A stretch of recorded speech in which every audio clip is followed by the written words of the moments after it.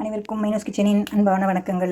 இன்றைக்கி நம்ம கிச்சனில் என்ன பார்க்க போகிறோம் அப்படின்னு பார்த்தீங்கன்னா, ஒரு மருத்துவ குணமுள்ள ரசம் தான் பார்க்க போகிறோம். இந்த மழை நேரத்தில் நமக்கு சளி பிடிச்சிச்சின்னா உடனே நமக்கு சரியான மருந்து கஷாயம் போட்டு குடிக்கலாம். அப்படி இல்லைன்னா வெத்தலை, துளசி இதெல்லாம் சேர்த்து நம்ம சும்மா வாயில் மென்று சாப்பிட்லாம். இப்போ நான் தூதுவளை எடுத்திருக்கேன். தூதுவளை ரசம் தான் இன்றைக்கி பார்க்க போகிறோம். நம்ம நல்ல மருத்துவ குணம், ஆனால் ஹீட்டானது இது. இந்த குளிர் நேரத்தில் அதை எடுத்துக்கிறதுக்கு நல்லாயிருக்கும். இந்த மாதிரி முள் நிறைய இருக்கும். அதில் பார்த்து நம்ம கத்திரிக்கோல் வச்சு இதை கட் பண்ணி நம்ம எடுக்கணும். அதில் உள்ள பூ பாருங்கள் என்ன அழகாக இருக்குது. நல்ல வயலட்டும் மஞ்சளும் கலந்த பூவு. கடவுளோட படைப்பு பாருங்கள் என்ன அழகாக இருக்குது.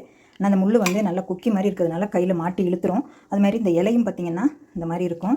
இதில் நான் ஒரு 10-15 இலை எடுத்திருக்கேன். இது பக்கத்துலேயே வீட்டு வாசப்படியிலே எங்கே முளைச்சிருந்தது, அதனால தான் எடுத்துகிட்டு வந்தேன். தொட்டியில் வச்சுருக்காங்க. இதுலேயும் பார்த்திங்கன்னா பின்பக்கமும் முள் இருக்கும். அந்த இலையோட பின்பக்கத்துலேயும் முள், அந்த நரம்பு பகுதியில் முள் தெரியுது பாருங்கள். அதுலேயும் முள் இருக்கும். கையில் குத்திராமல் பார்த்து கத்திரிக்கோல் வச்சு நீங்கள் கட் பண்ணி எடுத்துக்கலாம். இது வேலி ஓரங்களில் முடக்கத்தான், தூதுவளை எல்லாமே நல்லா விளைஞ்சிட்ருக்கும். நமக்கு தெரிகிறதில்ல. கிராமத்தில் இருக்கவங்கெல்லாம் பறித்து கொண்டு வந்து கீரைக்காரெலாம் கொண்டு வந்து தருவாங்க. இது இப்போ நம்ம ஒரு ரசம் வைக்கலாம். இது கொஞ்சம் மண்ணாக இருக்கிறதுனால நல்லா தண்ணியில் போட்டு அலசி கழுவிக்கலாம். கழுவும் போது கையில் முள் குத்திராமல் பார்த்து ஒவ்வொரு இலையாக கழுவி எடுத்துக்கணும். இந்த பூ இப்படி இருக்குது, அது காமிக்கிறதுக்காக தான் உங்களுக்கு எடுத்துகிட்டு வந்தேன். எத்தனை முள் இருக்குது பாருங்கள், கொக்கி மாதிரி இருக்குது அந்த முள். இதை இப்போ இலையை நல்லா ஒன்றா கழுவி எடுத்துக்குவோம். இதுக்கு ரசத்துக்கு பார்த்திங்கன்னா நான் கொஞ்சம் ஒரு சின்ன புளியங்கொட்டை அளவு புளி போட்டிருக்கேன். லேசாக கரைக்கலை. இந்த தண்ணியை நமக்கு போதுமானதாக இருக்கும். அப்புறம் பார்த்திங்கன்னா கொஞ்சம் இப்போ சாம்பாருக்கு பருப்பு வைக்கையில் ஒரு கரண்டி துவரம்பருப்பு தண்ணி எடுத்து வச்சுருக்கேன். கொஞ்சம் ஒரு குழம்பு கரண்டிக்கு ஒரு கரண்டி பருப்பு எடுத்து வச்சுருக்கேன். அந்த பருப்பு வச்ச தண்ணியோட அதை சேர்த்து எடுத்து வச்சுருக்கேன். இதே நம்ம பருப்பு தண்ணி ஊற்றினோம்னா கொஞ்சம் டேஸ்ட் நல்லாயிருக்கும் ரசத்துக்கு. அதுக்காக எடுத்துருக்கோம். இதுக்கு பார்த்திங்கன்னா பெங்களூர் தக்காளி, ஒரு தக்காளி, சும்மா ஒரு வாசத்துக்கு ஒரு பச்சை மிளகா, கருவேப்பிலை. இதுக்கு மல்லி சேர்க்க வேண்டியதில்லை. ஏன்னா நம்ம ஆல்ரெடி நம்ம மருத்துவ குணம் இருக்கிறதுனால சும்மா கருவேப்பிலை மட்டும் தாளிக்க போட்டுக்கலாம். அப்புறம் 1/2 டீஸ்பூன் மிளகு, 1/2 டீஸ்பூன் ஜீரகம், 3 வெள்ளைப்பூடு, 3 வெங்காயம் எடுத்திருக்கேன். இதெல்லாம் நம்ம தட்டிட்டு சேர்த்துக்கணும். இதுக்கு காஞ்ச மிளகா, ஒரே ஒரு காஞ்ச மிளகா போடணும். அதையும் எடுத்து வச்சுக்குவோம். நான் காரத்துக்கு ஒரு காஞ்ச மிளகா எடுத்திருக்கேன். இதில் தாளிக்கும் போது நம்ம கொஞ்சம் பெருங்காயம் சேர்த்துக்கணும். இப்போ நம்ம இந்த பருப்பு தண்ணி எடுத்து தெளிவாக அதில் ஊற்றிட்டு இதில் நம்ம தக்காளியும் புளியும் சேர்த்து நல்லா கொதிக்க வச்சுக்குவோம். இந்த குழம்பு கரண்டிக்கு ஒரு கரண்டி பருப்பு எடுத்து வச்சுருக்கேன். ஒரு டேஸ்ட்டுக்காக தான், அது இல்லாமல் கூட நீங்கள் செஞ்சுக்கலாம். இதில் நம்ம தக்காளியை மட்டும் சேர்த்து நல்லா கொதிக்க வச்சுருவோம். தக்காளி நல்லா வெந்து வந்துருச்சுன்னா உங்களுக்கு ரசத்தோடு நல்லா சேர்ந்தாப்பில் வந்துடும். மிக்சியில் அடிக்கிறத விட இந்த மாதிரி அவிய போட்டால் தான் தக்காளி ரசத்துக்கு நல்லாயிருக்கும். இப்போ இது கூட நம்ம கரைச்சி வச்சுருக்க கொஞ்சமாக புளி தண்ணி, ரொம்ப புளி தேவையில்லை, கொஞ்சமாக போட்டுக்கலாம். நான் கரைச்சாலே கொஞ்சமாக தெளிவாக ஊற்றிக்கிறேன். இதை நல்லா கொதிக்க விட்டுருவோம். தக்காளி நல்லா வெந்து வரட்டும். இப்போ நம்மளோட தக்காளி நல்லா அந்த மாதிரி கொதித்து வரணும். புளி தண்ணி அதில் ஊற்றியாச்சு. நான் பருப்புக்கு ஆல்ரெடி மஞ்சள் போட்டிருந்தேன். நான் இப்போ ரசத்துக்கு கொஞ்சம் போட்டுக்கலாம். மஞ்சள் தூள், உப்பு சேர்த்துக்குவோம். இது நல்லா ஆறுனதுக்கப்புறம் கை நல்லா கரைச்சா நல்லா கரைக்க வந்துடும் உங்களுக்கு. இப்போ நம்ம இதை மிக்சியில் மிளகு, ஜீரகம், பூண்டு, மிளகாய் அது எல்லாத்தையும் எடுத்துக்குவோம். வெங்காயமும் பூண்டு நான் தட்டி எடுத்துட்டேன். மிளகு, ஜீரகம், மிளகாய் மட்டும் மிக்சியில் ஒரு ஓட்டி எடுத்துக்கலாம். பூண்டு தட்டி எடுத்துட்டேன், வெங்காயமும் தட்டி எடுத்துட்டேன். பச்சை மிளகாய் உங்களுக்கு பெரிய மாதிரி இருந்தால் சேர்த்துக்கோங்க, இல்லை வேண்டாம்னா ஸ்கிப் பண்ணிடுங்க. இதை அப்படி நம்ம கருவேப்பிலை போட்டு தாளிச்சிக்கலாம். இதை அதுக்குள்ளேயும் பொடி பண்ணிட்டு வந்துடலாம். இப்போ பார்த்திங்கன்னா இந்த இலையில் முன்பக்கமும் முள் இருக்கும். அந்த பாருங்கள் மேலாப்பில் இருக்குது பாருங்கள் முள். அதுமாரி பின்பக்கமும் முள் இருக்கும். இது நீங்கள் கையில் எடுக்க முடிஞ்சால் அப்படி லேசாக எடுத்துருங்க. எடுத்துகிட்டு இந்த மாதிரி 2 இலையை கிள்ளி வச்சுக்கோங்க, முள் இல்லாமல். அதாவது அந்த முள்ளை மட்டும் லேசாக எடுத்துகிட்டு அப்படி மடக்கி கிள்ளி வச்சுக்கோங்க. ஏன்னா அது நமக்கு மென்று சாப்பிட்றதா இருந்தால் அப்படி சாப்பிட்லாம். அப்படி இல்லை அப்படின்ட்டுனா இந்த முள் குத்திரும் அப்படின்னு நினச்சிங்கன்னா அதை எடுத்துருங்க. எடுத்துகிட்டு முள்ளை எடுத்துட்டோம்னா நம்ம இலையை மென்று சாப்பிட்டுக்கலாம். பாருங்கள் எப்படி இருக்குது பாருங்கள், முள் தெரியுதா? அதனால் சாப்பிடும்போது குத்திரும் அப்படின்னு பயந்து அது முதல்ல முள்ளை எடுத்துடணும். நம்ம இதை எடுத்துகிட்டு இந்த மாதிரி இலை எல்லாத்தையுமே நம்ம 2 கிள்ளி வச்சுக்கலாம். இப்போ நம்மளோட பொடியெல்லாம் பொடி பண்ணி எடுத்துச்சு. பூண்டு தட்டியாச்சு. அதுமாதிரி நம்மளோட தக்காளியும் நல்லா கரைச்சி எடுத்துச்சு. இப்போ இந்த பருப்பும் கொஞ்சம் நல்லா கை நல்லா கரைச்சி விட்டுட்டு இது 2 ஒன்றா சேர்த்துக்குவோம்.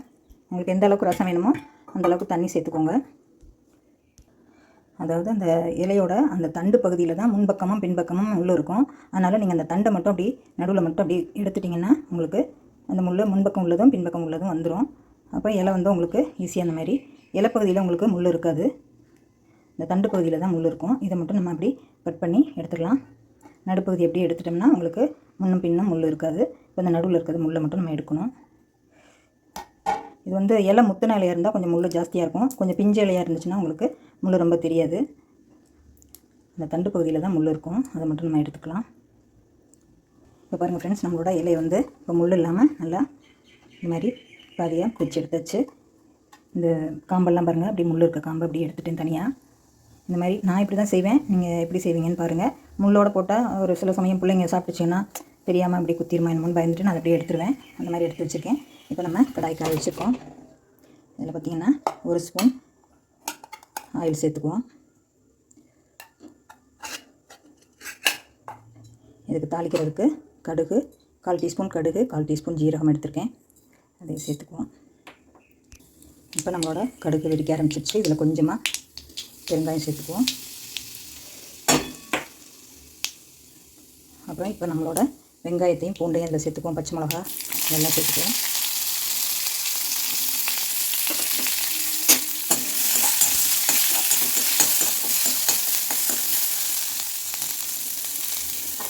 இது கூட நம்மளோட தூதுவளை இலையும் சேர்த்து நல்லா ஒரு வடை படுத்திக்கலாம். இப்போ நம்மளோட வெங்காயம் பூண்டெல்லாம் நல்லா வதங்கிடுச்சு. இதில் ஒரு 1/4 டீஸ்பூன் மஞ்சள் சேர்த்துக்குவோம். நான் ஆல்ரெடி பருப்புக்கு போட்டிருக்கேன். இப்போ கொஞ்சம் உப்பு சேர்த்துக்குவோம்.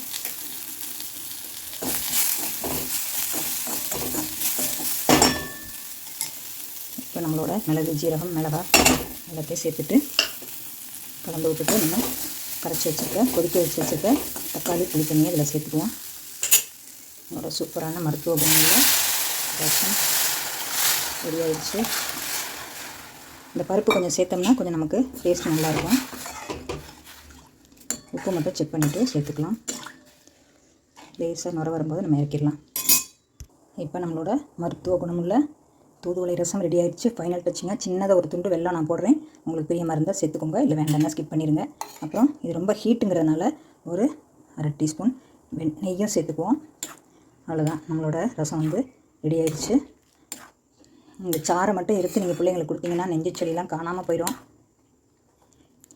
இப்போ நம்ம பவுலில் மாற்றிக்கலாம். இப்போ பாருங்கள் ஃப்ரெண்ட்ஸ், நம்மளோட சூப்பரான தூதுவளை ரசம் ரெடி ஆகிடுச்சு.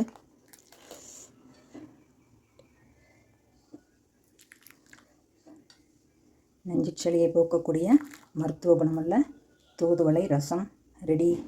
அப்படி சூடாக ஒரு கப்பு குடிச்சிட்டிங்கன்னா ஒரு 11 மணிக்கோ இல்லை சாதத்தில் போட்டு அப்படியே பிசைஞ்சு வெறும் ரசம் சாதம் மட்டும் அப்படியே சாப்பிட்டிங்கன்னா உங்களுக்கு சூப்பராக சளி நல்லா கேட்கும். அடிக்கடி எடுக்க வேண்டாம். ஒரு 15 நாளைக்கு ஒரு முறை, சளியாக இருந்துச்சுன்னா வாரத்தில் ஒரு முறை சாப்பிடுங்க. ஓகே ஃப்ரெண்ட்ஸ், இப்போ நம்மளோட தூதுவளை ரசம் ரெடி ஆயிடுச்சு. நீங்களும் இந்த மாதிரி செஞ்சு பார்த்துட்டு உங்கள் கமெண்ட்ஸை சொல்லுங்கள். இந்த வீடியோ பிடிச்சிருந்தா லைக் பண்ணி ஷேர் பண்ணி கமெண்ட்ஸ் பண்ணுங்கள். சப்ஸ்கிரைப் பண்ணுங்கள் ஃப்ரெண்ட்ஸ். அனைவருக்கும் நன்றி. அவசியம் இதை ட்ரை பண்ணி செஞ்சு பாருங்கள். தூதுவளைங்கிறது இந்த மாதிரி தான் இருக்கும். இலை பின்னாடியும் முள் இருக்கும். ஓகே ஃப்ரெண்ட்ஸ், அடுத்த ஒரு வீடியோவில் சந்திப்போம். அனைவருக்கும் நன்றி. நான் சாப்பிட்றேன் இப்போது. செம்ம சூப்பராக இருக்குங்க. நல்லா காரசாரமாக. ஓகே ஃப்ரெண்ட்ஸ், அடுத்த வீடியோவில் சந்திப்போம். அனைவருக்கும் நன்றி.